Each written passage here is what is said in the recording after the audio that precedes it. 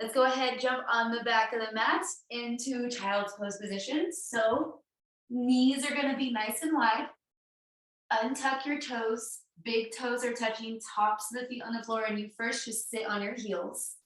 And then we're slowly gonna walk our hands all the way out, forehead to the ground. Child's pose, and breathe.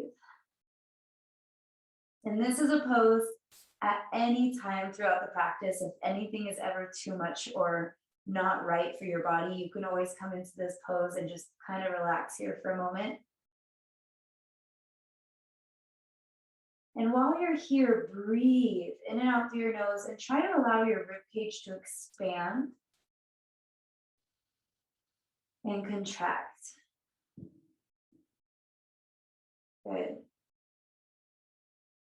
And really taking a moment to scan your body really quick. So how do your ankles feel? How do your knees feel? Your hips, maybe your low back, maybe your shoulders, neck, just kind of going through everything, because we'll come back here eventually and see if we feel a difference.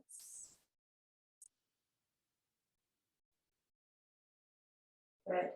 From here, let's go ahead, slowly walk your hands all the way over to the left-hand side, as far left as possible, with trying to still keep your right hip towards your right heel.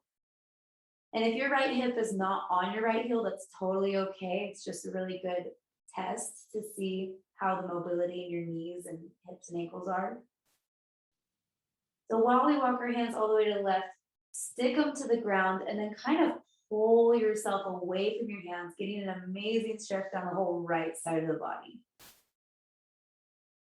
And again, breathing in and out through your nose, allowing your rib cage to rise and fall.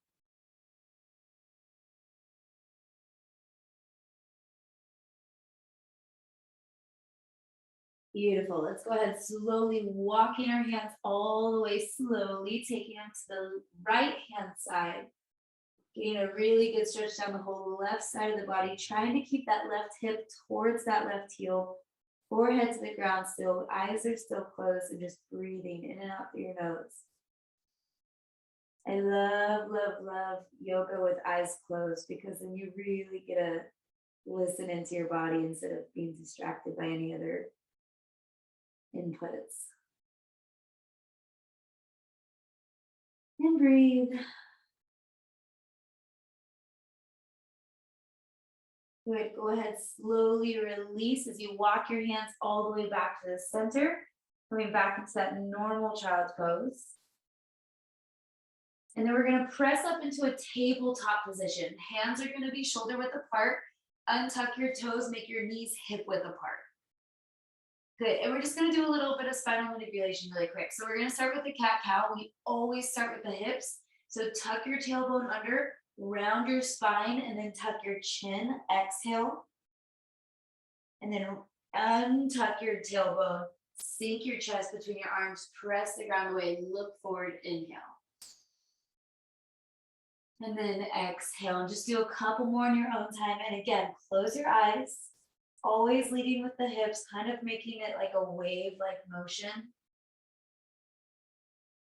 And maybe pressing into whichever move you need to press more into. So like, I love pressing into this arch and just holding here for a second, breathing. But whatever feels good to you, just hang out there and press more, it doesn't matter. Good. Beautiful. On your last exhale, go ahead, release back down into a tabletop position. Beautiful. From here, we're going to put all of our weight into our right knee and just lift up the left leg, bringing it out straight behind us. And flex your left foot. Beautiful. From here, keep your core tight as you take your right hand all the way out in front of you.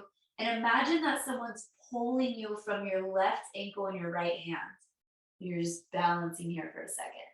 We're going to come back to this one. We're going to make it a little bit more difficult later. So really just take a moment to find this foundation.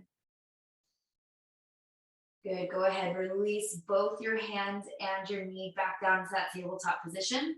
Again, shift all your weight into the left knee as you press through the right heel Straight right leg behind you. Once you find a little balance there, then go ahead, take that left hand, shoot it out in front of you. And again, imagine someone's pulling you from your heel and your hand at the same time. Core is tight. Yeah, good.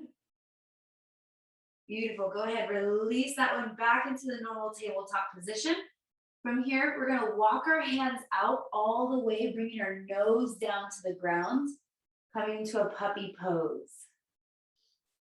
Really good back bend here. If you're trying to, I mean, honestly, learning any kind of methods or even 180s, 360s, and even if you're learning how to carve, opening up your thoracic spine like this move here is so important because it allows you to move in a turning rotation motion while you're in a squat.